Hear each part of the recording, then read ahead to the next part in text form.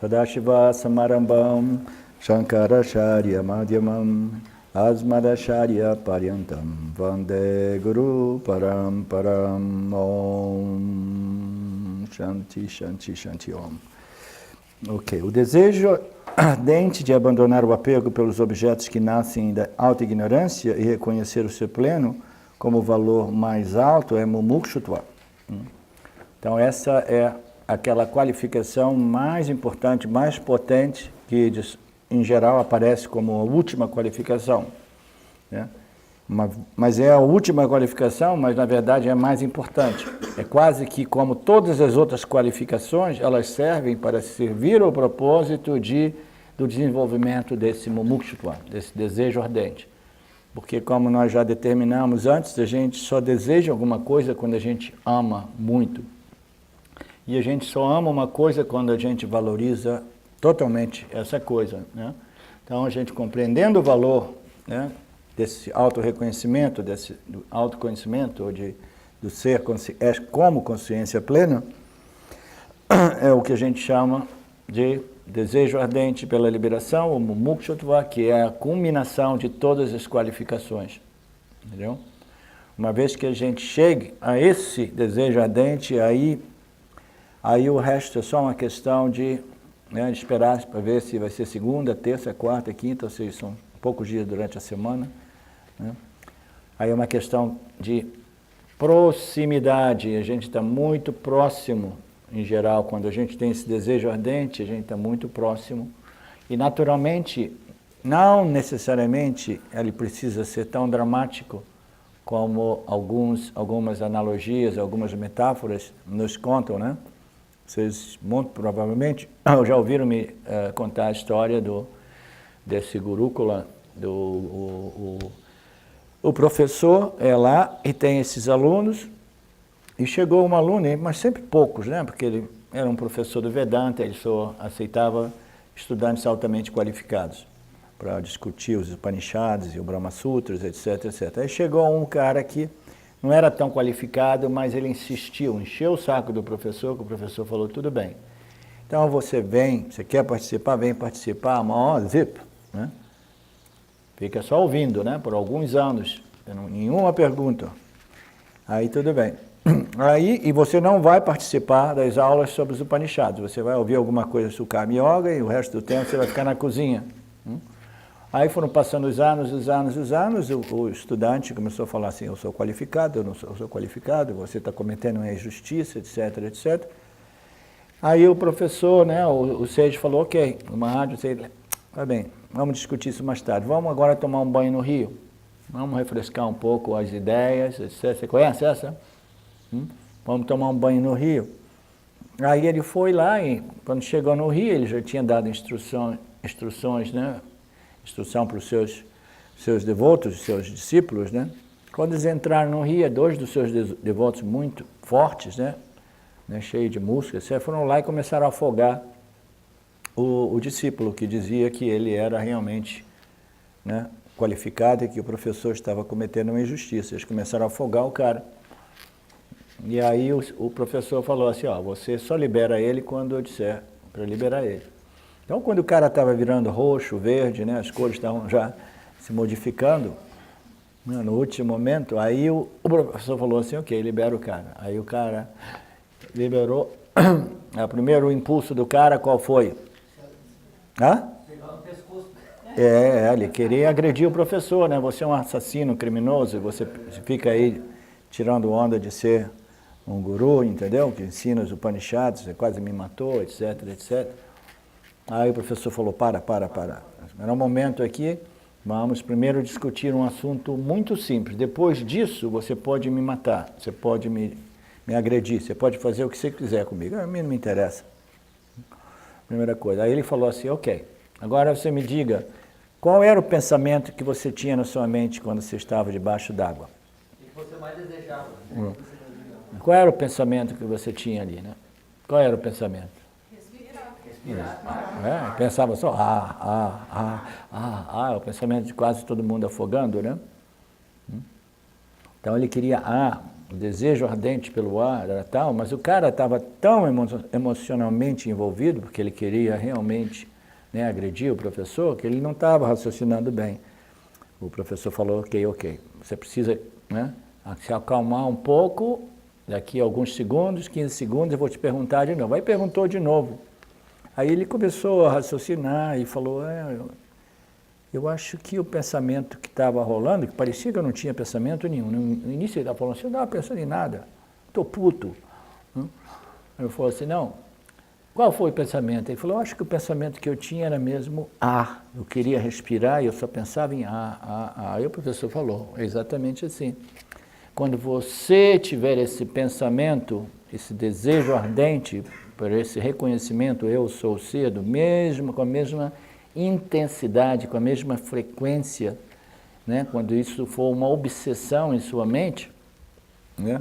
Aí sim você estará pronto para as aulas sobre o Upanishads. Naturalmente, esse é um exemplo extremo, dramático, etc. Não necessariamente, mas serve o propósito de ilustrar a importância do mumukshutva, sem o qual é quase impossível, entendeu? Porque, como a gente sabe, a mente, ela vai seguir os objetos que ela valoriza, né? E desejo é um valor ardente, né? Pelo ser, pelo reconhecimento eu sou o ser, né? Pela compreensão eu sou o ser. Tentamos nos libertar da insegurança perseguindo o prazer transcendental. Queremos ir para o céu ou nos tornarmos iluminados? Ou queremos sentir que somos pessoas boas aqui e agora? Ele está tirando onda, né? Com esses movimentos do Neo-Advaita. Então, realizamos bons trabalhos, como são chamados aqueles trabalhos de ajuda aos mais necessitados, etc. Nós doamos nosso tempo e uma parte de nossa riqueza para ajudar instituições de caridade, etc. E aí nós rezamos, meditamos, podemos até mesmo engajar em autos penitenciais, jejum, silêncio, etc., etc., fugir do mundo, morar numa caverna. Mas nada disso funciona, né? Mas o céu é uma esperança bastante tênue. Sua existência não pode ser demonstrada e essa ideia do céu, né? A maioria das estruturas religiosas oferecem o céu como uma recompensa, né? No pós-vida, né? A esperança do céu, né? Cometer boas ações, etc., etc., na esperança de que afterlife, a sua existência não pode ser demonstrada e sua natureza, se existir, é usualmente descrita em terminologias temporais. E né? Todas essas dimensões, essas ordens de realidades celestiais são temporais. Elas são em Mitya, e tudo em Mitya é temporal. Se a gente produz muito punya, a gente vai experimentar uma certa ordem de experiência de realidade, que é celestial, etc., etc., até que aquilo ali seja exaurido, esgotado, e aí a gente tem que voltar aqui de novo. Ok, então todas essas noções, a iluminação, aqui tem um comentário interessante, a iluminação é muitas vezes simplesmente uma versão do céu. Essa ideia de iluminação é uma projeção semelhante à projeção do céu, né, do cristianismo e outras religiões, da nova era, da New Age. Na maioria das vezes ela é imaginada como uma experiência climática em curso de prática espiritual. Geralmente através de meditação, que fará o mundo problemático desaparecer e proporcionar felicidade experiencial perpétua. O mundo não desaparece e os problemas do mundo não desaparecem também. Então, se a gente pensa que a iluminação vai resolver os problemas, não. Os problemas continuam. Mas aí você sabe que os problemas são simplesmente problemas aparentes, pertencem ao campo, você simplesmente segue a sua natureza, responde segundo as leis naturais de Ishvara, e você não se envolve com a problemática do mundo, você desenvolve a humanidade em referência aos problemas da vida, entendeu? Não existe nada mais valioso do que essa imunidade, enquanto vivo.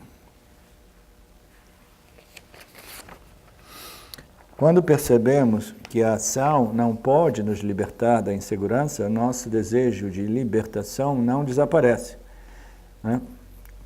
Leva tempo para compreender que nenhuma ação pode resolver esse problema. Leva muito tempo. Quase que todo o trabalho que a gente faz plantando sementes no Vedanta é um processo através do qual o indivíduo finalmente aceita esse fato, né, como uma realidade. Nada que eu possa fazer vai produzir essa libertação, porque nenhum estado transcendental de consciência, de meditação, etc., de samadhi, será permanente. A natureza de toda e qualquer experiência é a temporalidade, é a impermanência. Okay? Então, a única solução é compreender, né, através do conhecimento, compreender que eu já sou, já sempre fui, já sempre serei livre, independente, pleno, ilimitado, etc., etc. Essa é a única saída. E leva tempo. Quando percebemos que a ação não pode nos libertar da insegurança, e a insegurança, nesse texto aparece muito a insegurança daqui para frente, porque é um das buscas humanas mais importantes, né? Segurança, a gente quer se sentir seguro, né? E não existe segurança em Miti, a gente sabe que aqui tudo, né? O campo é tão complexo, as coisas se modificam de um momento ao outro. Ninguém tem segurança absoluta. Segurança não existe. Então leva um pouco de tempo. Então, provavelmente encontraremos... Onde é que eu estou aqui?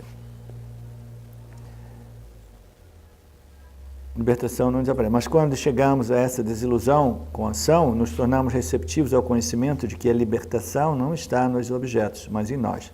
A libertação é o nosso próprio ser, a natureza do nosso próprio ser, né? Que é livre, o ser é livre. Por que o ser é livre? Por quê? Porque nada toca o ser, né? O ser é esse princípio, né? Testemunha, not experiencing,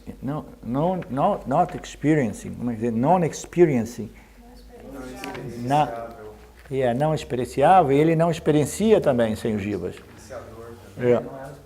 Ele não é esse princípio testemunha, isso é um ponto importante, é um princípio consciência, é um princípio conhecimento, mas ele não é um conhecedor, um experienciador, a menos que através dos seus mediums, os meios para se tornar um experienciador, conhecedor. Ele precisa de Maya, Shwara e dos jivas, aí ele se torna um experienciador nessa projeção aparente. É um jogo, né? Uma brincadeira, tudo isso.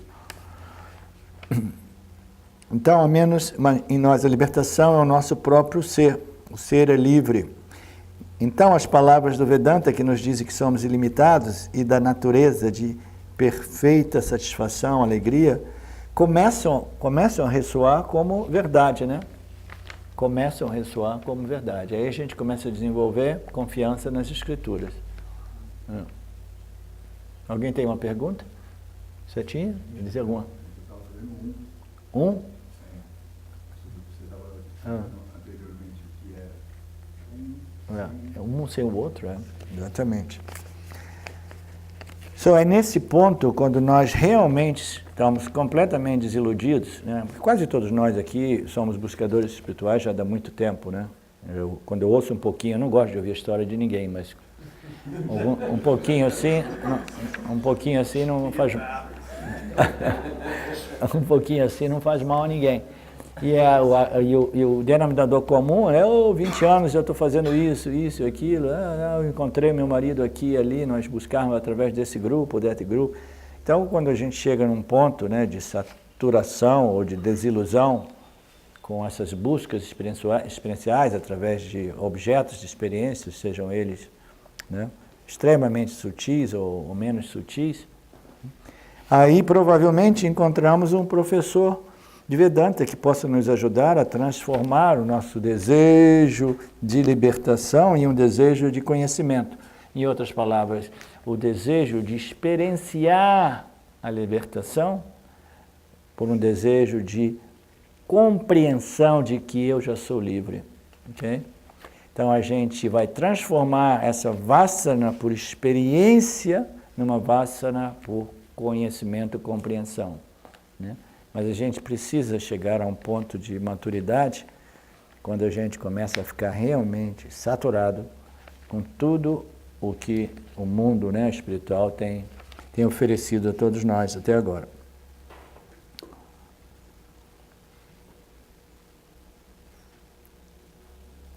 Lembre-se, é a ignorância que nos mantém em escravidão.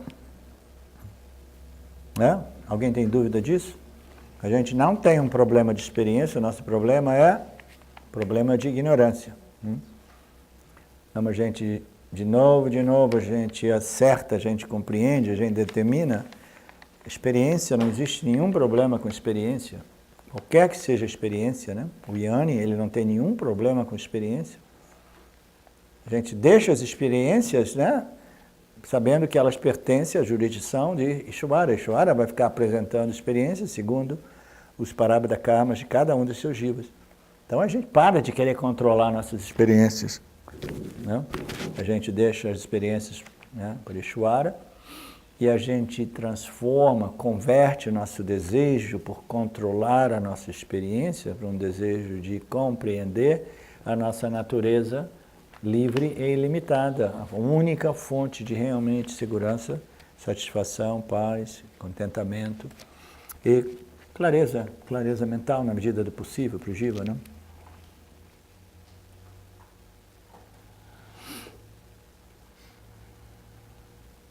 A ignorância é que nos mantém em escravidão. Nós identificamos o eu pleno, né, com o jiva, com o ser, com a mente, com o intelecto, né, com os 5 koshas, etc., esses 3 corpos, com os outros objetos do campo, né? Meu marido, meu isso, meu aquilo, né? E aí a gente sofre o problema de samsara, né? Que é o jiva que entra no mundo e desenvolve afeição e preferências e apego e dependência aos objetos e depois fica sofrendo todo o tempo, né? Porque o campo é o que é.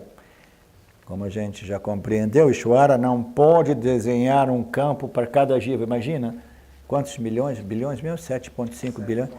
7,5 bilhões, ele tem que criar 7,5 manifestações desenhadas para cada, exatamente, sob medida para cada vasana do indivíduo. Esse é o meu mundo privado, aqui Ishvara só manda aquilo que eu dito, né? Dictate? É que eu dito, né? Essas são as minhas vasanas, eu só quero isso e eu não quero jamais isso e aquilo. Ok, aqui vai o seu universo, é o seu mundo, o seu planeta, entendeu? O Ishvara não pode fazer isso, né? Então é melhor a gente desencanar, como dizem, né? Tem essa expressão que eu já ouvi falar algumas vezes, desencanar de querer controlar a nossa experiência e deixar as experiências, né, dentro do realm da jurisdição de Ishvara. Ok. Nós identificamos o eu pleno com o jiva limitado. Nós confundimos a consciência com os objetos que aparecem dentro dela. É com o propósito de resolver essa confusão que o Vedanta e o professor existem. O professor é um escravo de Ishvara, né? Se você ouve algumas pessoas falarem, o James, a Sundari, eles trabalham tão duramente, entendeu? Você quer ensinar? Aí tem um monte de gente que enche o saco querendo assim, Nicolau, eu já realizei o SEI, eu quero ser um professor do Shine World, eu quero ser um professor do Shine World. Mais eles pedem, mais eles nem ouvem, né? Porque já é uma indicação ruim, né? Querer ser professor, né? Já é uma indicação própria de iluminação, doença de iluminação num grau muito elevado. Aí, às vezes, eu vi eles falando assim, você quer? Você não tem ideia do que você está querendo, entendeu? Você toma cuidado, porque é tanto trabalho, ficar para lá e para cá, e respondendo essas perguntas de novo e de novo. Repetindo, e o papel principal do professor é encorajando, inspirando, até perder a voz, se a voz não for forte, né? Mas Ishvara precisa de alguém fazendo esses trabalhos também, né? O Vedanta é um meio para saber... Cadê a Rutinha? Sentindo falta dela?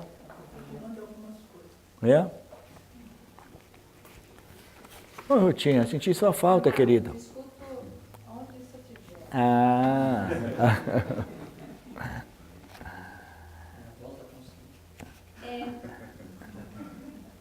O Vedanta é um meio para saber que a realidade é não dual e que os objetos existem como aparências, né, ou projeções, ou sobreposições, né, no âmbito da consciência, né? A gente sabe disso por experiência própria. Tudo que ocorre, ocorre no âmbito da minha consciência, da luz, né, do iluminador original que reflete, aí eu percebo o meu meio ambiente, né? O Vedanta é um meio para saber que a realidade é não dual, que só existe a consciência e os objetos que aparecem nela. A discriminação separa a realidade, né, a realidade dos objetos aparentemente reais. Qual é a realidade? A única realidade é o sujeito. A única realidade é o conhecedor de tudo, né? Tudo aquilo que é temporal, tudo aquilo que tem um início, um meio e um fim. O conhecedor, então eu já sei, eu sou o conhecedor, estou vendo tudo aqui. Assim. Mas o conhecedor não é a mente. Entendeu? O conhecedor é a luz por trás, né, do reflexo da luz. Os olhos atrás dos olhos. Né? Então aí a gente tem que trabalhar um pouco mais para reconhecer, né, o fato de que a minha real natureza não é o intelecto. E não é as experiências que ocorrem no intelecto sutil, as experiências referindo às experiências mais místicas, espirituais, né? Nada disso, é o ser. O ser é o verdadeiro iluminador, entendeu? É aquela luz que vivifica e que dá luz a todos os jivas, de tal modo que eles possam transacionar em seus meios ambientes, conhecer, experimentar, crescer, etc., até que eles possam contemplar, investigar e realizar que eles são essa luz original e que essa luz original é eternamente presente, é sem início, sem fim, totalmente limitada e ela existe antes, depois e durante todo e qualquer universo, né? É aquele princípio consciente que é sempre presente. Todas as nossas experiências, eu espero, seria bom se a gente tivesse um mês em vez de 5 dias para fazer fazer isso tudo, entendeu? Vamos chutar o balde e ficar por aqui?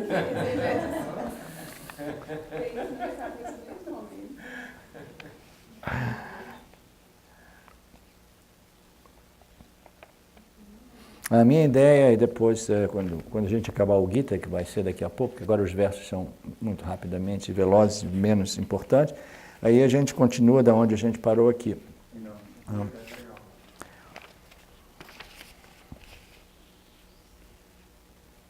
O Vedanta é um meio de conhecimento que resolve. Somos confrontados com o propósito de que o eu ser é um.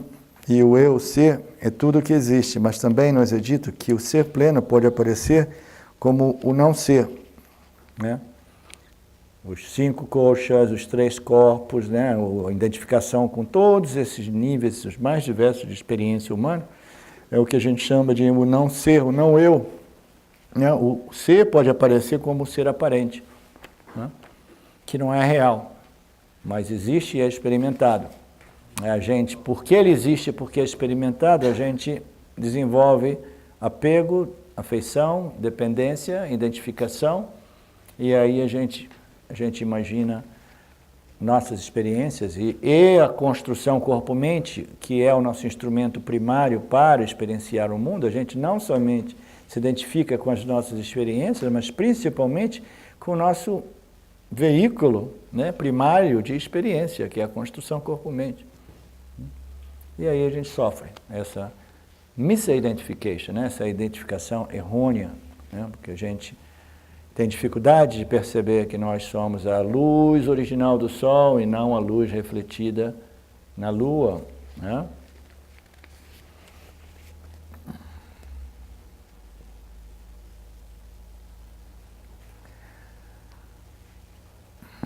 Ok. Mas também nos é dito que o ser pleno pode aparecer como não ser. O Vedanta é um meio de conhecimento que resolve essa aparente contradição entre o ser e o não ser, o ser e o ser aparente. é um processo pelo qual o ser descobre sua própria natureza verdadeira, que parece estar coberta pelo não ser. Então, as Escrituras dizem que todo esse processo de autoconhecimento nada mais é do que o ser, né, descobrindo que tinha alguma coisa errada com a experiência dele como samsari, né, e ele começa naturalmente a introspectar, a investigar. Ele começa aí mais, com maturidade, ele começa a perceber que o problema dele não é um problema de experiência, mas é um problema de identidade errônea, é um problema de conhecimento, identificação errônea, um senso de identidade errônea. Aí quando ele começa a contemplar nesse nível, né, aí aparece o Vedanta, isso e aquilo. Então é o ser, porque na realidade, a natureza da realidade é não da dualidade. Então é o ser, né, aparentemente sofrendo dessa problemática, né, que eu referi ontem como amnésia de identidade. Ele se perde aqui devido a Maya e seus poderes de ocultação e de projeção, e ele se perde, se identifica com a construção corpo-mente e todos os objetos com os quais ele entra em contato e desenvolve apego, afeição, dependência, etc, etc. Então, tudo isso é o ser, porque a natureza da realidade é una, né? É um sem o outro. Então, essa é uma projeção aparente, dentro da qual o Jiva aparece como ser, sob o efeito de Maya, e no final das contas o Jiva descobre que ele é o ser, e do ponto de vista mais filosófico a gente diz que é o ser descobrindo ele mesmo em sua natureza não limitada, porque tudo que existe é somente o ser, entendeu? Naturalmente o Jiva aparente se beneficia esse reconhecimento, eu sou o ser, ele é para o ser, e é libertação para o ser e libertação do ser, né? É como se é a libertação para o Jiva e libertação do Jiva, ou como se o ser se libertasse dessa identificação errônea com o Jiva, e ao mesmo tempo é libertação do Jiva, porque ele se liberta dessa ignorância, entendeu? E ele assume, né, a sua real identidade como ser. Então é muito bonito essa compreensão de que essa dinâmica, o Jiva se beneficia igualmente, e do ponto de vista prático é isso que nós estamos interessados, né, Alex? Tá difícil? É.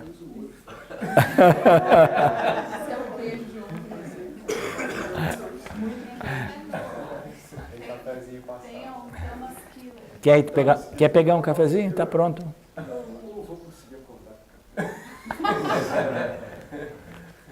Essa eu nunca tinha ouvido falar.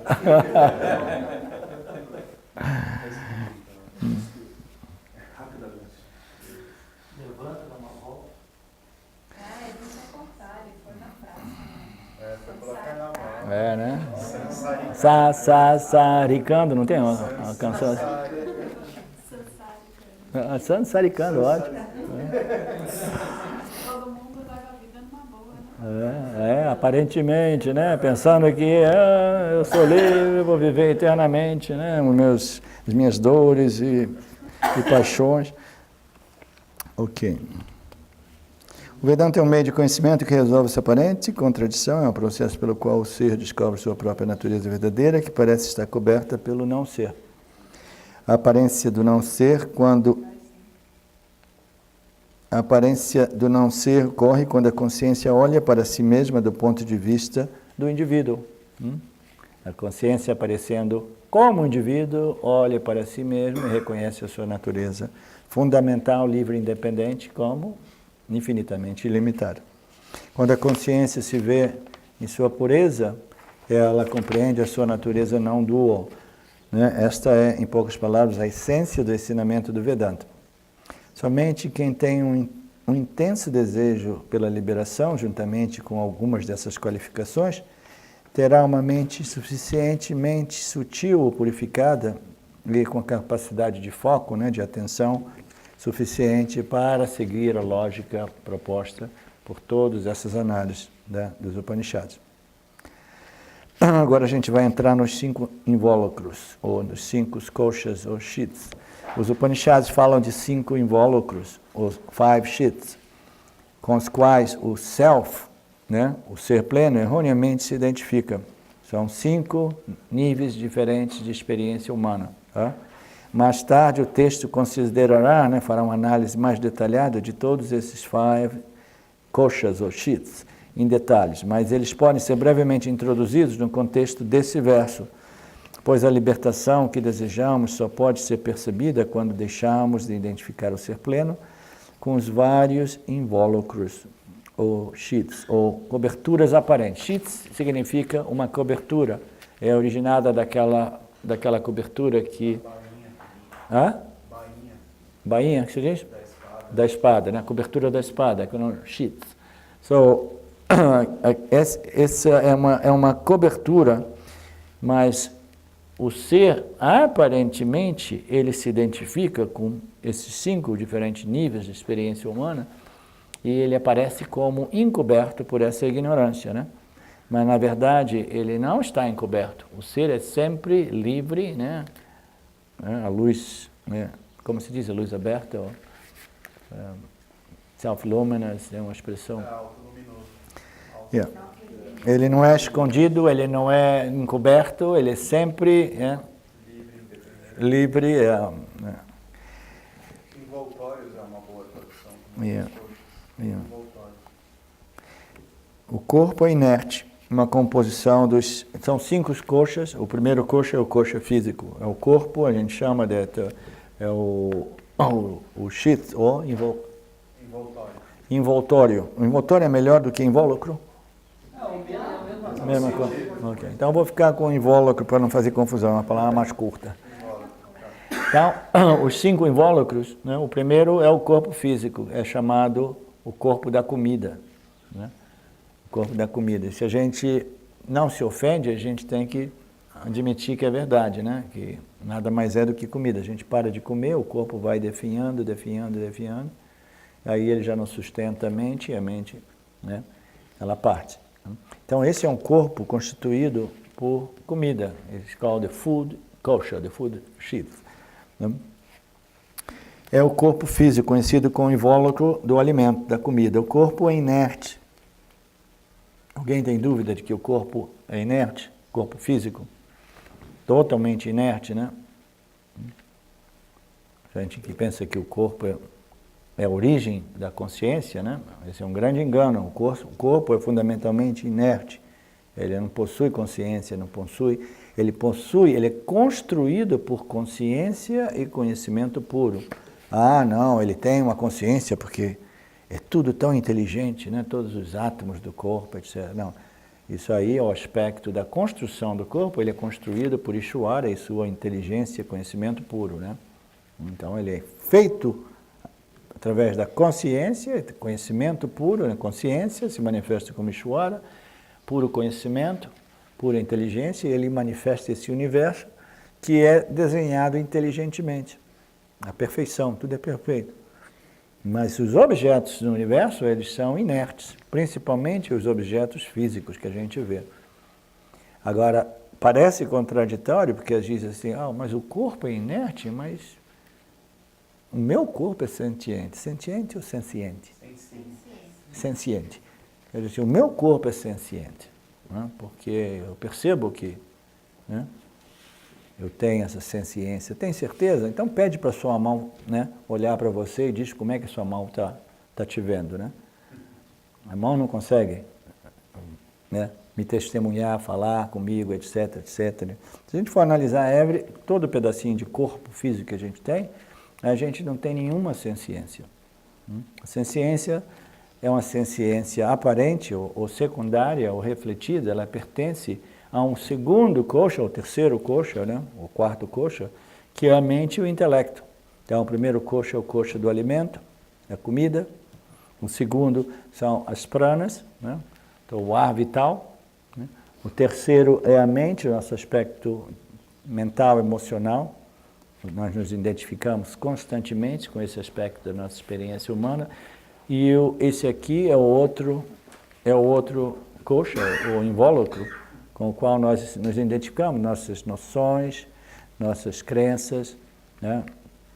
Tudo aquilo que a gente crê seja verdade, etc., nossa capacidade discriminativa, etc. O quinto, naturalmente, é o corpo causal, que é considerado o kosha do prazer, da joia, da alegria, né? Porque a gente desfruta desse prazer chamado Anandamaya Kosha, ou Anandamaya Chit, é onde a gente desfruta a experiência, uma certa experiência de não limitação através do sono profundo, né? A gente vai poder falar um pouco mais, bem mais sobre tudo isso.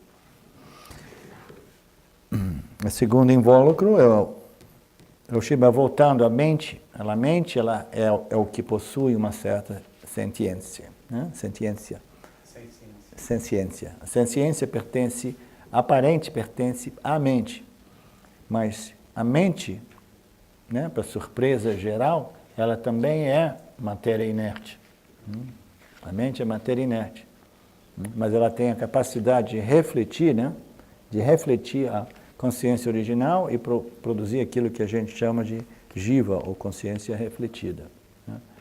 Então, até mesmo, né, o intelecto, mente, é matéria inerte, mas é matéria extremamente sutil, sob uma predominância de Sattva Guna. O corpo sutil tem uma dominância grande de Sattva Guna, né? Então, isso é a quinta cobertura, etc, etc. Quando todas essas coberturas... Alô?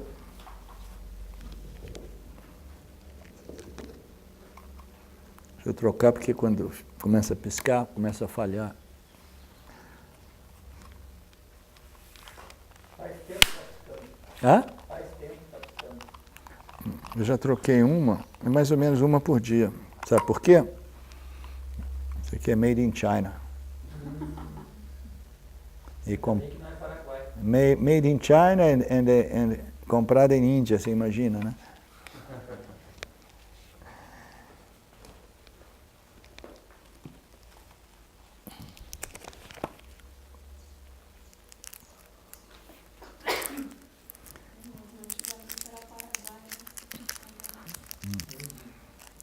Agora tudo que vende no Paraguai é daqui.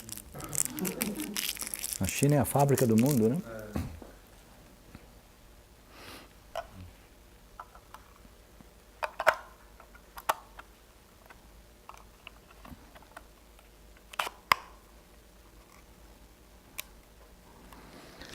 Ok.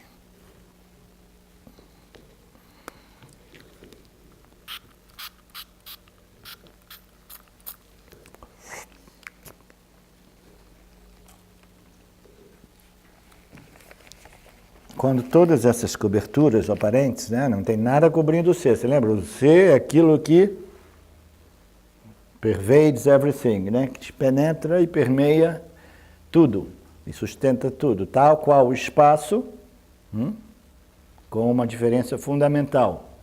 O espaço é um produto de Maya e é temporal, ele é bound by time. Quando o universo aparece o espaço. Quando o universo se recolhe, o espaço desaparece, porque é o elemento mais fundamental que existe do universo. Né? Então, o ser, essas coberturas não cobrem o ser, porque o ser penetra e permeia tudo. Né? Tudo ocorre dentro do âmbito do ser. Então, é como se o ser existisse, né, all over the place. Né? Quando você sabe, I'm all over the place, eu estou de toda parte, não tem onde eu não esteja, né? Eu existo em tudo e todos, eu sou esse princípio, né, que vivifica e anima todos os seres sencientes, né? E é o ser que constrói, esse princípio que constrói todos os seres, os objetos inertes também. Eu construo, eu mantenho, eu sustento e eu destruo tudo, né, através do poder do meu Maya. Então, o ser é aquilo que é absolutamente sem limites e sempre presente, jamais coberto por nenhuma desses níveis de experiência humana. A gente tem a impressão que, entendeu? Que o ser está encoberto pelo intelecto, porque o intelecto, ele assumiu, como é que é a expressão que você leu no outro dia, aquele verso? Ele se apossessou, se apoderou, se apropria, o intelecto se apropria, né, do status do ser. Isso a gente vê muito no mundo espiritual. O cara começa a ficar mais esperto espiritualmente, Aí ele se apropria dessa noção de que eu sou o ser, né? E aí tem uma diferença quando James diz, entendeu? Fake it until you make it. Não significa enganar você e tentar enganar os outros, entendeu? É continuar fazendo a sua sadhana de afirmar a sua real identidade, até mesmo, né, se a sua experiência do dia a dia contradiz essa afirmação, mas você continua. Mas você é íntegro, você é honesto, você não precisa se enganar, mas você continua a sua vasana de aplicar o pensamento oposto, né? É diferente. Mas, por outro lado, a gente não quer simplesmente dizer eu sou o ser, porque o intelecto ele se torna um impostor, né? Ele se apropria de um status de iluminado, de eu sou o ser, eu sou o ser, eu sou o ser, e ele quer que todo mundo saiba. É o pensamento oposto com discriminação. É, com discriminação, integridade, honestidade, inteligência, etc. Né? Entendeu? É um válido, é uma sadhana, é importante esse ferramenta, é uma ferramenta do Vedanta, a aplicação do pensamento oposto.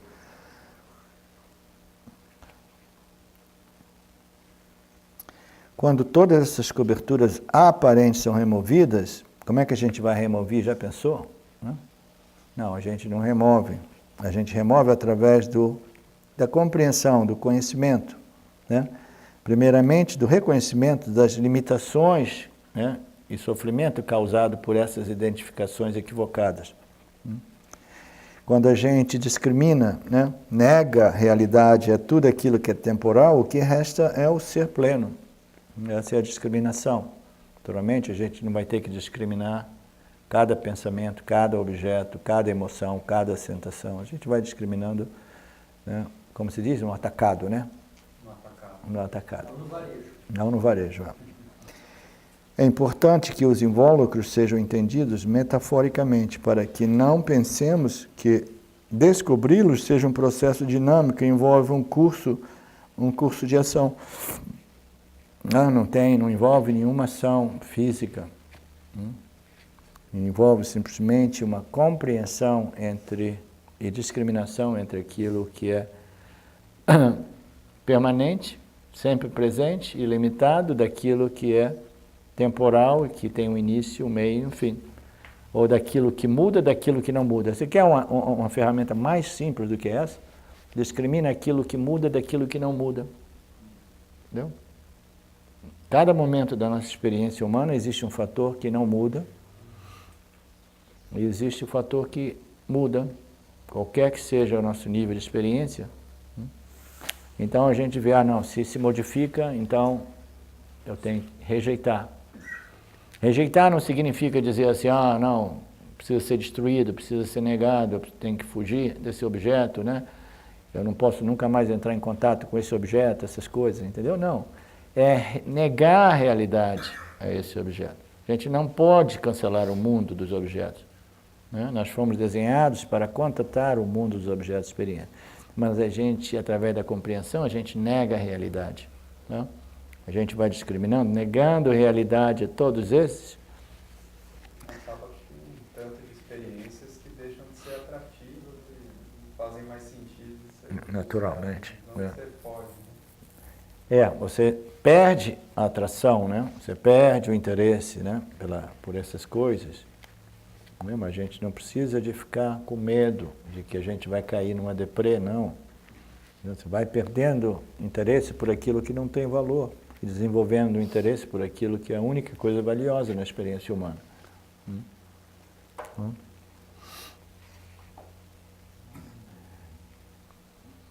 O ser pleno nunca é coberto, nunca é oculto, apenas é identificado erroneamente, aparentemente identificado, porque tudo isso é uma aparência, né?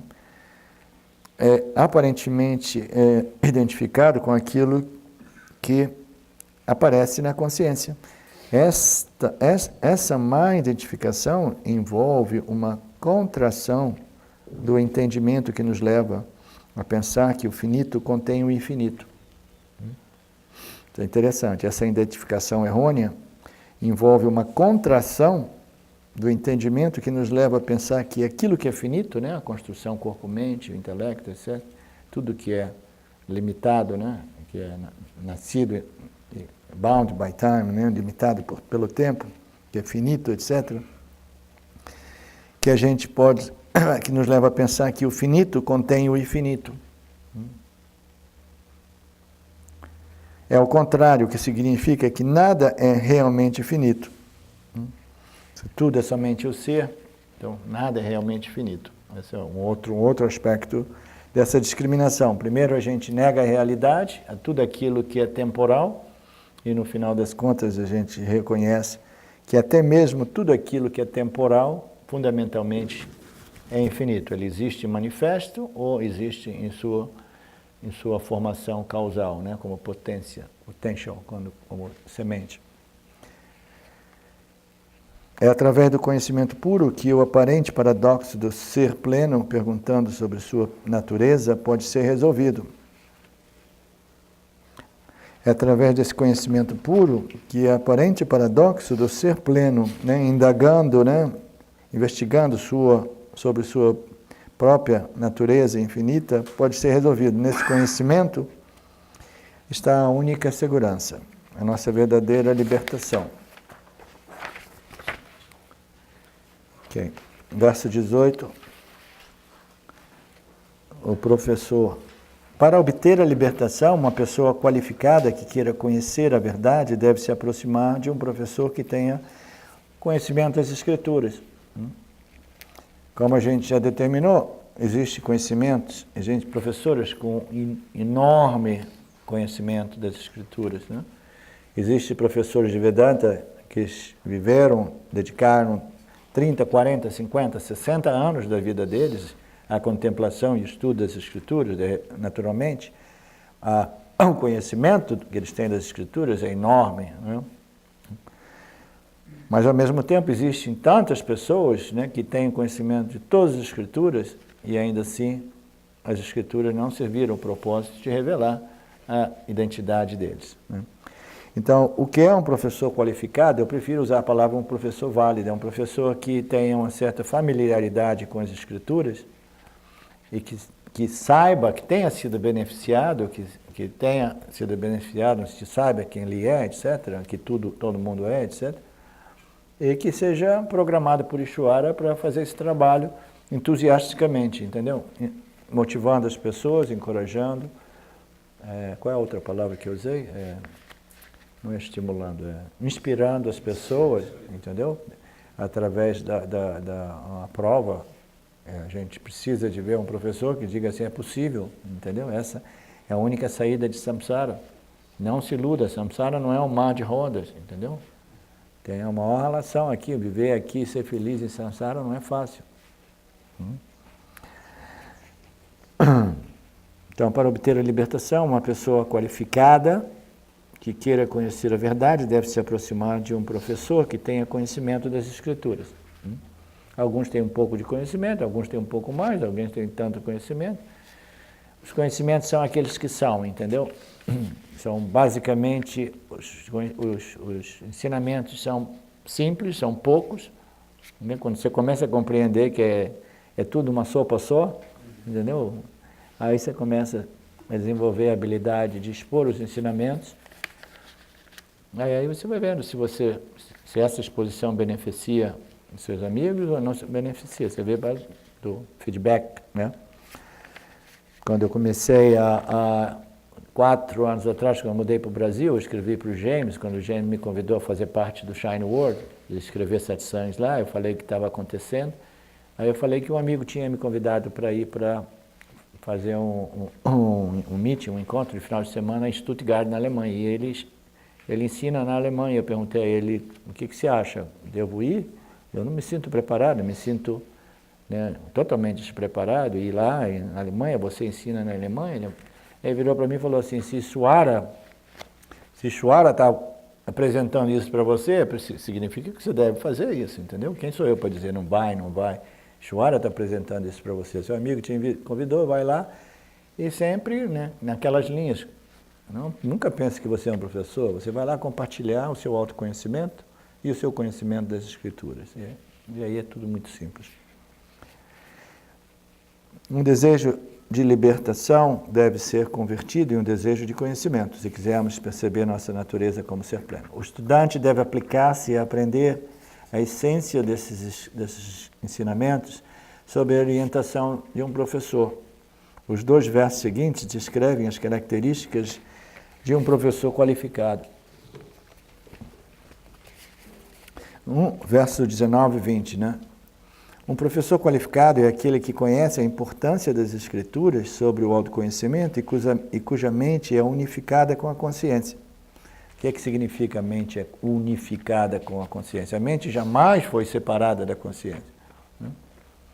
Através da compreensão do conhecimento, ele reconhece o fato de que a mente é a consciência, ser pleno aparecendo como a mente, cuja natureza essencial, fundamental, livre e independente não é nada mais, nada menos do que a consciência plena, livre e ilimitada.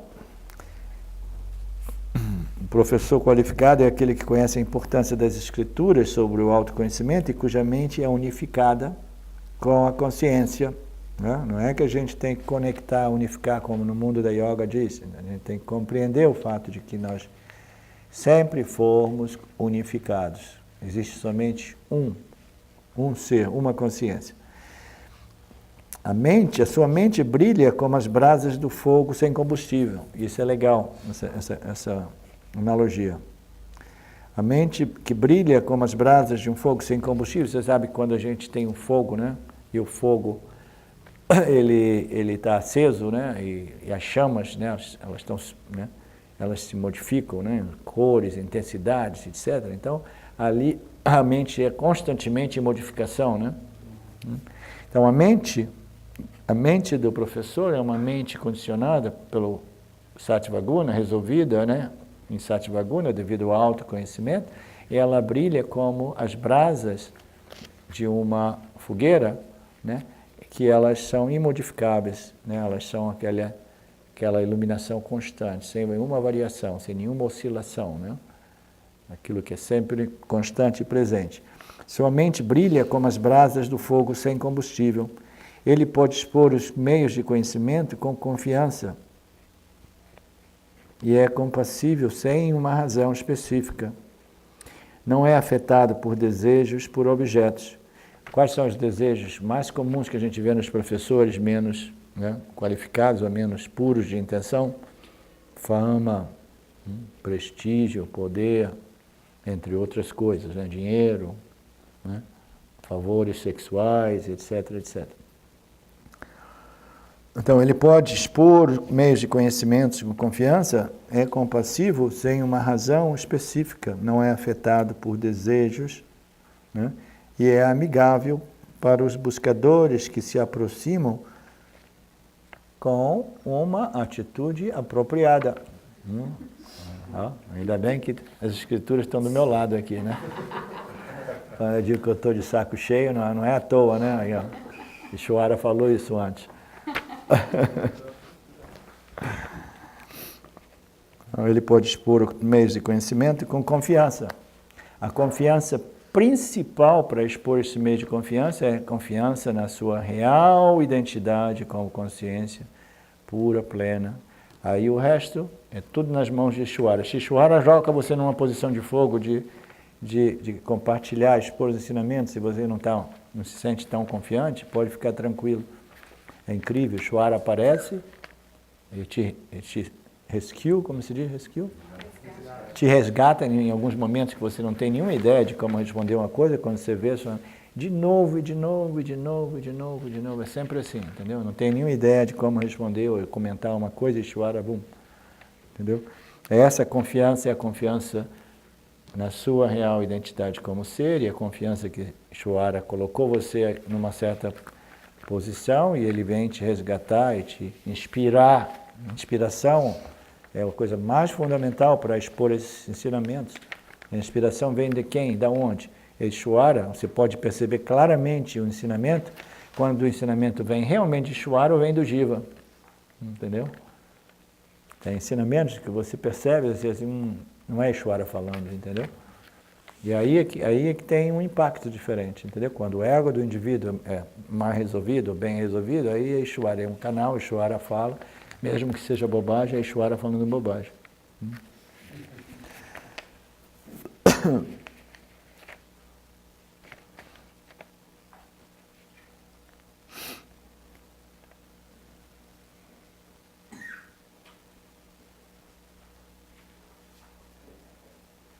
Onde é que eu estou? Aqui embaixo.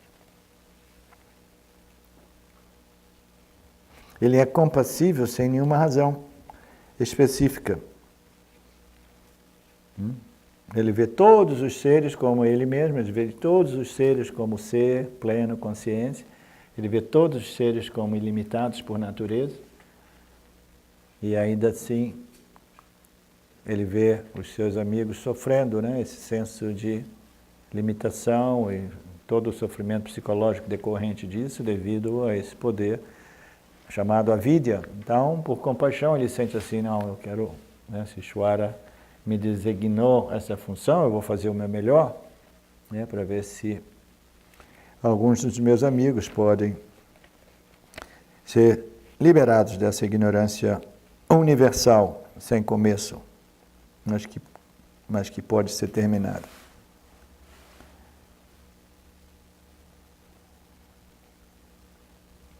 Ele é amigável para os buscadores que se aproximam com uma atitude apropriada.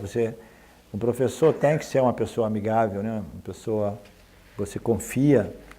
Porque no mundo espiritual tem pessoas que se propõem como professores e eles gostam de agredir ou de insultar os alunos na presença de outros. Eles desenvolvem um certo poder de intimidação dos outros também, entendeu? Dependência, manipulação, intimidação, através da expor, né, coisas pessoais, e insultar as pessoas, etc., intimidar, né, as pessoas, etc. Não.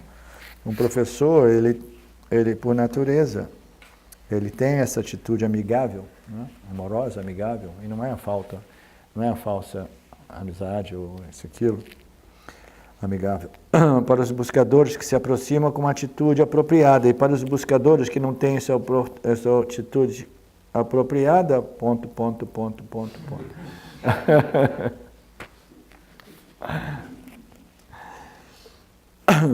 O catálogo das qualificações do professor inclui características já discutidas, como o conhecimento das escrituras do Vedanta, compaixão, mas também enfatiza que o professor deve estar livre de desejos.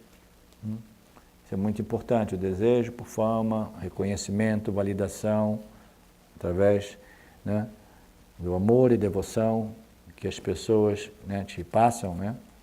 Porque é aquela história, hein? Aquele que é mais sábio tem sempre um impacto, né, naqueles que são menos sábios. Menos sábios, eu falei?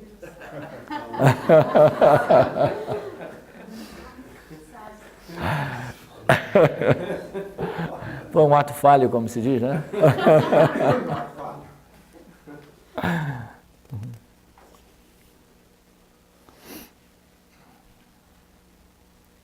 Deve estar livre desses desejos pessoais, entendeu? Ele deve ser um servente de Ishvara. Um professor que quer riqueza, favores sexuais, etc., etc., etc., não está livre de desejos, mas muitos desses professores têm conseguido, por algum tempo, atrair muitos seguidores no Ocidente. E agora, ultimamente, parece que viram moda esses escândalos, né? Principalmente referentes a abusos sexuais, né? Favores sexuais. Está vendo tanta coisa só, né? Tantas na Índia também. Ele começa a falar mal do Rajneesh aqui, eu, por respeito à minha amiga Pradipa, que é o guru da Pradipa, é Rajneesh. Né? E falar mal do Rajneesh e Pradipa é um problema. Lá em Ubatuba que você não pode. O professor deve ser o benfeitor do aluno, não o contrário. O professor das escrituras é um servente dos alunos. Né? Em vez de que os alunos... Agora, eu me lembro quando eu comecei a oferecer satsang lá onde eu morava, perto de Seattle. Antes, né, do reconhecimento ocorrer, né, o primeiro, né, reconhecimento do ser, etc., eu estava associado com um cara de Portland, que depois se mudou para uma outra cidade na Califórnia, e as coisas estavam pegando fogo dentro de mim, e eu estava indo, sempre que tinha a possibilidade, de passar um tempo na sangha dele. A sangha dele era coesa, forte, mas tudo com esses conceitos experienciais, né? E ele me dizia, aí depois que rolou o reconhecimento, a primeira coisa que ele quis dizer assim, não, isso é simplesmente um awakening. É um despertar que vai e vem. Né? Eu falei assim, tem alguma coisa errada com esse cara, eu estou aqui compartilhando com ele o evento mais significante da minha vida, o reconhecimento da minha real natureza, e ele está diminuindo isso, dizendo que é um despertar que vai e vem, entendeu? Aí eu falei assim, muito provavelmente ele não sabe o que é o reconhecimento do ser ainda, ou ele tem um investimento nos seus alunos, e ele tinha um investimento tão grande em mim que era ridículo, né? Ridículo. Ele era apaixonado por mim, ele dizia, eu esperei por você, 20 anos eu estava esperando por você. Uma vez ele me segurou pelo braço e falou assim, nós vamos viver o resto da vida juntos. Ele falou assim, oh my God, meu Deus do céu. Agora eu vou dizer uma ainda mais feia, já que ninguém sabe o nome do cara. Uma vez eu estava lá, passando, vem passar um final de semana aqui, não, uma semana passando ali, quando eu dei uma bobeira, quando eu menos esperou, ele tentou me beijar na boca. Virgem Maria. Olha que esse vídeo sair, né? Ninguém sabe o nome do santo, né? Se você não revela o nome do santo, não dá karma.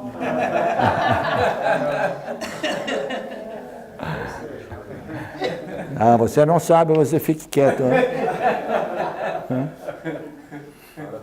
Então, os caras têm um investimento tão grande, né, nos discípulos, eles necessitam dessa energia, isso e aquilo.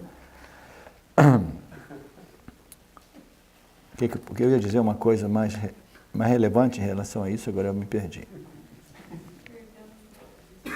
Você está dizendo que compartilhou com ele uma coisa tão importante na sua vida que ele estava menosprezando. Ele estava menosprezando e depois ele queria que todo mundo... aí depois, outras coisas que ocorreram, ele tinha um investimento tão grande, ele tinha necessidade tanto da sanga dele, né, dos alunos, ele era apaixonado por mim, não sei como, ele tinha esposa, etc.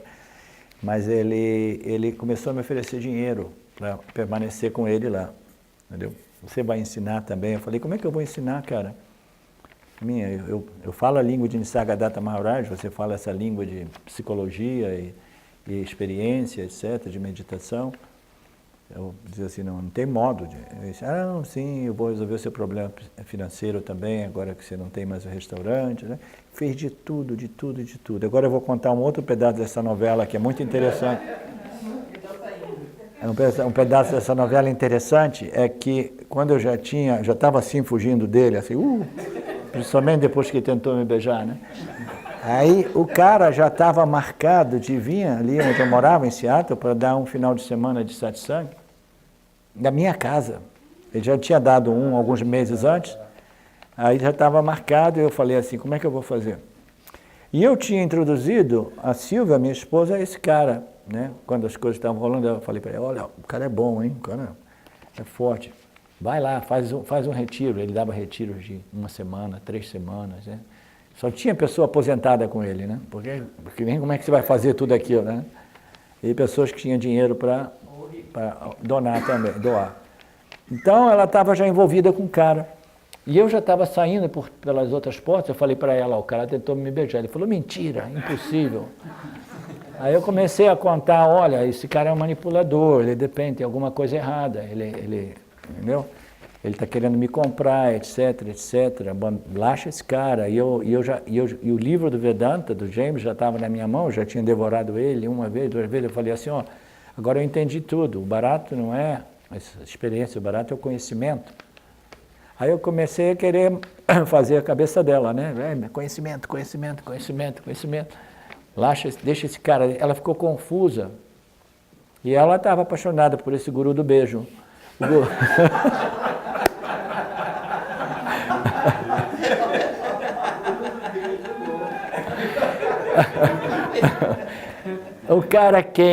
O cara veio, né, para ficar hospedado. Eu tinha uma casa boa naquele tempo, grande, no quarto de hóspede, etc., esperando. Chegou um dia antes, né, para dificultar ainda mais minha situação. Aí eu estou ali, né, pisando em ovos para ver como é que eu vou me livrar desse cara, e agora eu tenho que suportar ele aqui nesse final de semana. Aí quando eu vejo, a minha mulher tinha chamado ele para uma conversa particular, né? Aí eu falei, ela sempre fazia isso, ia lá falar dos problemas emocionais dela, etc., e resolver, conversar. Mas não, cara, ela começou a me dedurar. O cara é o meu convidado na minha casa, eu tinha que passar 2, 3 dias, e no primeiro dia ela começou a dizer, eu estou muito confusa, porque o Naga, ele está me dizendo que os seus ensinamentos não valem nada, que o negócio é o Vedanta, é conhecimento, etc, etc. Ficaram lá em meia hora, e eu tinha falado para ele, vamos sair para caminhar um pouco. Ele estava de acordo, vamos sair, assim, deixa eu falar com a Silvia primeiro. Aí quando acabou daquilo, eu falei, ei, vamos nessa, vamos caminhar. Aí ele falou assim, não vou caminhar, não mudei de ideia, não vou caminhar. Aí eu comecei a apressar ele, o que houve, cara? Vamos caminhar. Aí fui caminhar. Quando nós começamos a caminhar, eu falei, tem alguma coisa errada aqui. Tinha aquele silêncio maciço que você pode cortar as fatias, assim, né? Eu já dizia, eu já pensava assim, aconteceu alguma coisa aqui que o cara mudou, né? O cara já é um outro cara agora. Aí foi caminhando, né, naquela friagem úmida daquela área de Seattle, e daqui a pouco ele começou a falar, porque a Silvia me disse que você não gosta mais dos meus ensinamentos.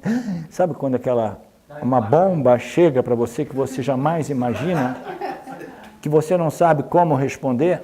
É totalmente inesperado, eu jamais imaginava que minha mulher fosse me trair desse nível, entendeu? E aí eu... Não é bem assim. Aí devagarzinho eu fui me posicionando, né? Aí eu comecei, dá-lhe Vedanta no cara. Aí passamos o final de semana assim, né? E ele se reforçava, se recompor, vinha discutir comigo e eu, pau no cara, né? Vedanta, conhecimento.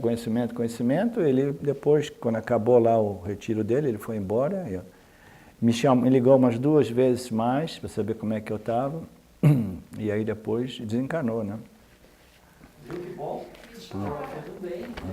Hã? Ela fez um bem. Ela fez bem, tem bens que vêm para o mal, né, gente? Me livrei do cara, quer dizer, não sabia como dizer isso, né? Mas eu queria estrangular ela se eu tivesse naquela noite.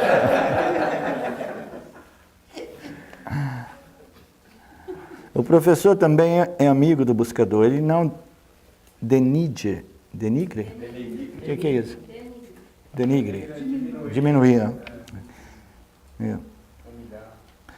O professor, antes tem aquela passagem, a mente do professor é como um leito de brasas incandescentes, que não consomem mais combustível, ela é calma, firme e luminosa. O professor também é amigo do buscador. Ele não diminui o buscador, mas o recebe com gentileza.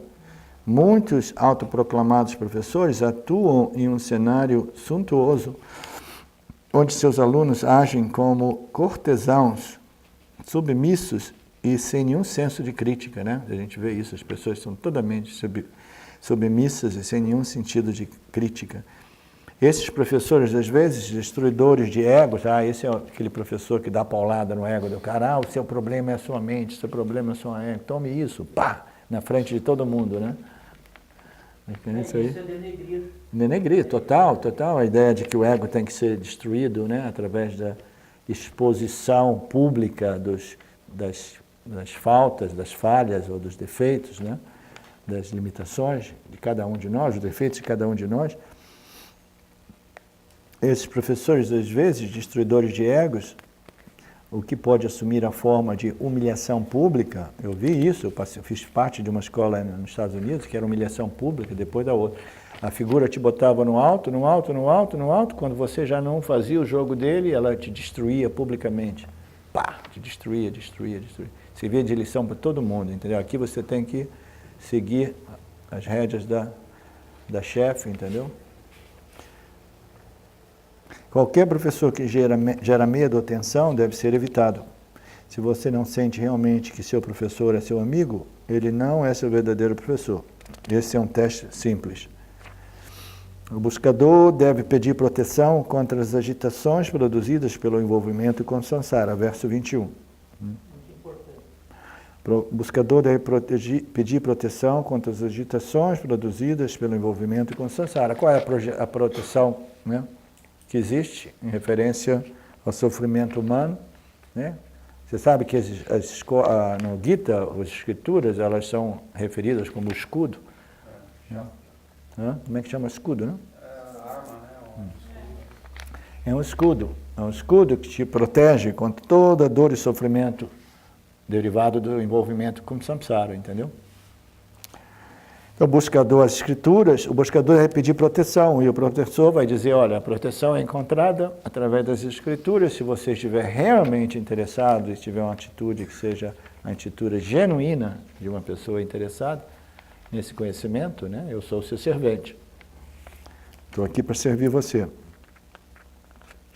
Muitos dos Upanishads e comentários sobre Vedanta estão na forma de um diálogo entre aluno e professor. Um grito do coração irrompe do aluno. Ele é indefeso diante dos grandes tormentos e dores, né, e implora a proteção através do professor. Poucos de nós podemos sentir tal fervor emocional ao declarar nossa desilusão com o mundo e nosso desejo de nos liberarmos do sofrimento humano. Mas sentimos isso mesmo assim. Poucos de nós podemos sentir tal fervor emocional ao declarar nossa desilusão com o mundo e nosso desejo de nos libertarmos do sofrimento.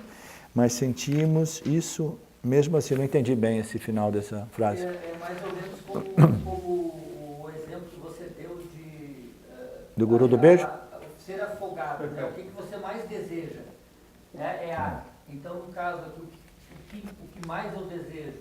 A liberação, a iluminação. Então, eu ter a capacidade, a coragem de declarar, manter isso. Declarar, né? Declarar e manter isso.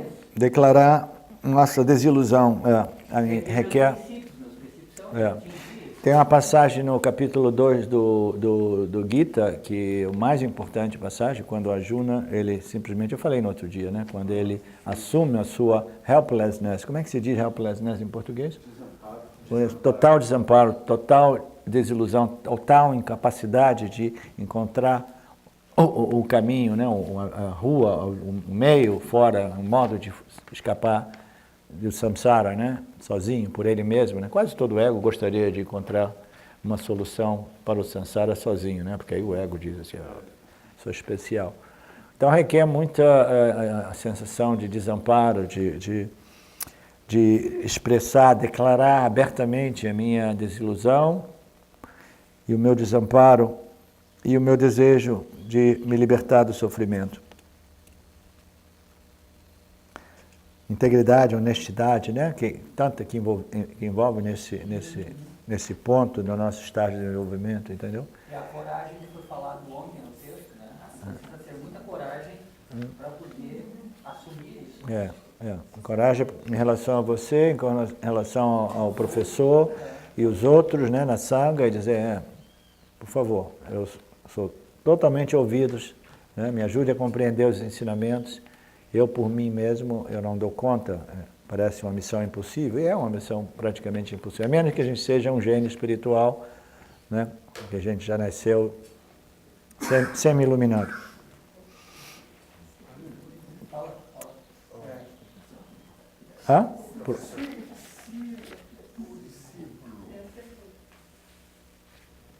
Preenche essas qualificações, ele não estará muito mais inspirado, talvez até inconscientemente, no Svara.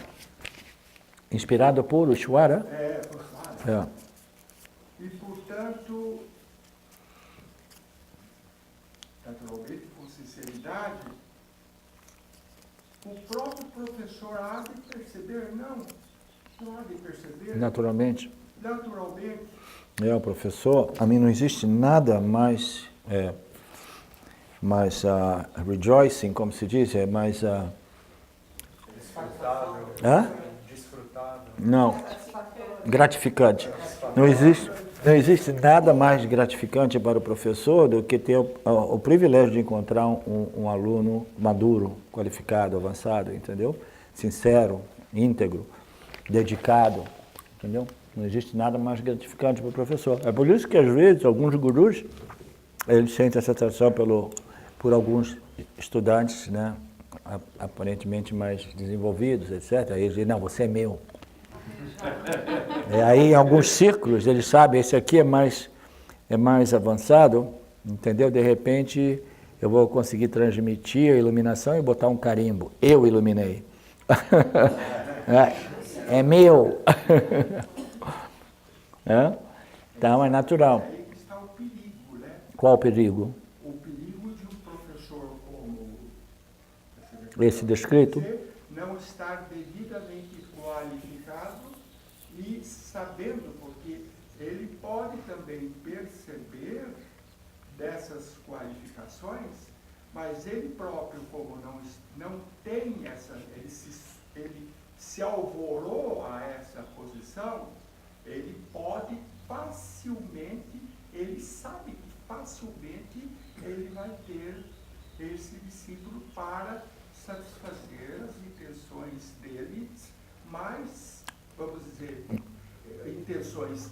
Mas esses discípulos que essas se tornam presas, né, vítimas de abusos e de manipulação, etc., invariavelmente eles não são qualificados. Por isso que eles se tornam presas desses gurus. Os gurus, tudo é perfeito em Mitya, né? Tudo Ishwara aqui. Se você encontra um guru que mais tarde você tem problemas, sofre de desilusão, tem um trauma, foi abusado economicamente, financeiramente, etc., etc., aquilo ali era a lição que o indivíduo precisava passar no seu processo de desenvolvimento, entendeu?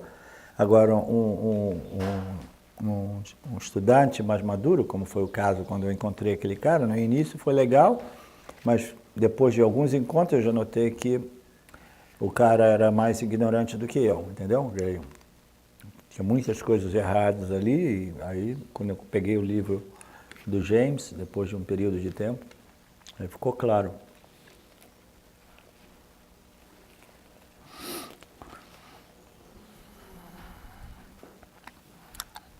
Ok. Samsara é frequentemente comparado nas escrituras a um incêndio florestal. Ora, um incêndio florestal é diferente de qualquer outro, uma vez que atinja certo momento, né, um impulso, um momento, é impossível parar até que tenha consumido tudo em seu caminho. Então, o samsara é frequentemente comparado a esse incêndio florestal que consuma tudo, né? O tempo, né? Essa ignorância, ela vai consumindo as nossas energias vitais, o tempo todo desperdiçadas, né? Nesse constante correndo de alguma coisa para alguma coisa, né? Consumem a gente, né? Do início até o fim. Mas, naturalmente, a gente vai aprendendo algumas lições nesse processo de consumação. Sansara é um mundo fenomenal onde tentamos em vão encontrar felicidade duradoura entre os objetos que são temporais, em constante modificação. Como a gente vai encontrar a felicidade permanente, duradoura e infinita no mundo cujos objetos são efêmeros, totalmente temporais, limitados, né? Em constante mudança, modificação? Então é a famosa Missão Impossível, aquela série televisiva, você lembra? A Missão Impossível. Nosso desejo incessante é como um fogo inextinguível que consome esses desejos sansáricos, né? Que consome um após o outro a infindável sucessão de objetos que pensamos que nos trará felicidade, né? A gente vai consumindo experiência, não, essa não deu ainda, não deu outra. Eu já tive 5 esposas e 25 amantes, mas ainda tenho esperança que eu vou encontrar a minha cara metade, né? Então a gente nunca se dá por satisfeito, né? Aprende essa lição. Um após o outro a gente vai consumindo infindável sucessão de objetos que pensamos que um dia nos trará felicidade duradoura, eterna, infinita, permanente.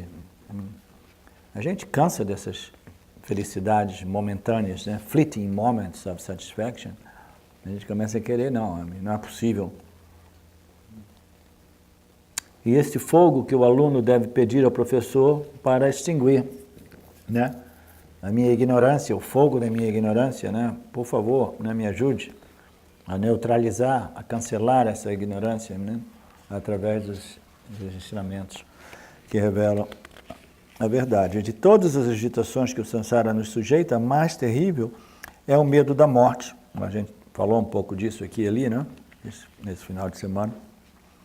Não existe nada mais traumático do que essa limitação imposta por Mithya, né?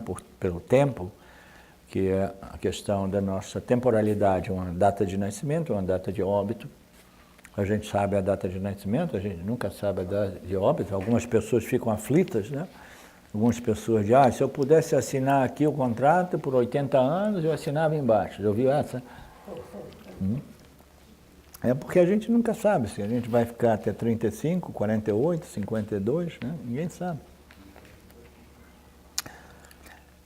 O medo da morte é a agitação mais profunda, né? O trauma mais difícil, né? A maior adversidade que existe a nível da experiência humana é essa adversidade da morte do corpo físico. Enquanto identificarmos o nosso ser com os objetos que vêm e vão, né? Qual é o objeto mais íntimo a nós? Nosso corpo, nossa construção corpo-mente. Enquanto nós identificarmos o nosso ser com os objetos que vêm e vão, o medo da morte permanecerá conosco. O pensamento de que podemos deixar de existir nos aterroriza. A gente pensa, né? Se o corpo for, a minha existência vai. Não importa como tentemos afastar o pensamento ou mostrar um rosto corajoso. Mostrar um rosto corajoso é interessante também. Não. Eu me lembro de uma amiga minha que diz assim, eu não tenho medo da morte, não. Eu falo, mentirosa, tem sim. Não importa o quanto a gente queira nos enganar e mostrar um rosto corajoso ou desenvolver um pensamento positivo, né? Não importa. Né? Esse medo da morte nos aterroriza, a menos que a gente compreenda a nossa imortalidade, o aspecto da nossa existência que é o elixir da imortalidade. Né? Esse é o famoso elixir da imortalidade. Somente um professor pode nos ajudar aqui, pois somente o autoconhecimento pode nos libertar dessa identificação com fenômenos que surgem e desaparecem na consciência, que parecem nascer e morrer. Todos os objetos, né, são construídos, assemblados e depois desassemblados, e os elementos voltam, né, em seus estados primários. Consciência que parece surgem e desaparecem na consciência que parecem nascer e morrer, como o corpo e a mente. O estudante que esgotou todos os meios habituais pelos quais as pessoas esperam se tornar livres e seguras é um estudante maduro, né? Ele esgotou tudo. Agora me lembrei de um ditado que diz, nada falha mais do que o sucesso. Nada é mais desapontante do que o sucesso. Né? Porque quando a gente consegue, né, realizar os nossos desejos, ter sucesso na vida, aí a gente vê que eu continuo ainda miserável, vazio, insatisfeito, descontente, etc, etc. Nada falha mais do que o sucesso. Então, essa pessoa é uma pessoa madura, esgotou todos os meios habituais pelos quais as pessoas esperam se tornar plenas, livres, seguras, satisfeitas, contentes. Né? Agora, esta pessoa está qualificada para ouvir a verdade do Vedanta através de um professor válido, sob cuja proteção ele se entrega. Então é isso. Eu penso que todas essas notícias apresentadas, essas exposições apresentadas pelos Upanishads, nos sirvam de inspiração, né? De coragem, de desejo, né? Para realizar a nossa real identidade, porque essa é a única saída do samsara. Né? E a gente tem que chegar ao ponto de compreensão de que samsara não é um mar de rosas. Porque a menos que a gente compreenda isso, entendeu? Se a gente pensa, não, samsara está tão generoso comigo, entendeu? Estou curtindo samsara numa boa, tenho uma vidona, etc, etc. Até quando a gente imagina que samsara pode ser ainda governado, administrado, controlado, manipulado, de modo que eu possa ser feliz, né? A gente está ainda sob efeito de Maheshwara. Deixa eu ler aqui, porque senão eu acabo fazendo um erro de spelling. Eu sou preguiçoso para memorar as coisas. Om Purnamidam Mada Purnamidam Purnamudachyate Purnasya Purnamadaya Purnameva Vashishate Om Shanti Shanti Shanti. Thank you, Lord. Thank you, Lord. Thank you, Lord. Shanti Shanti Shanti.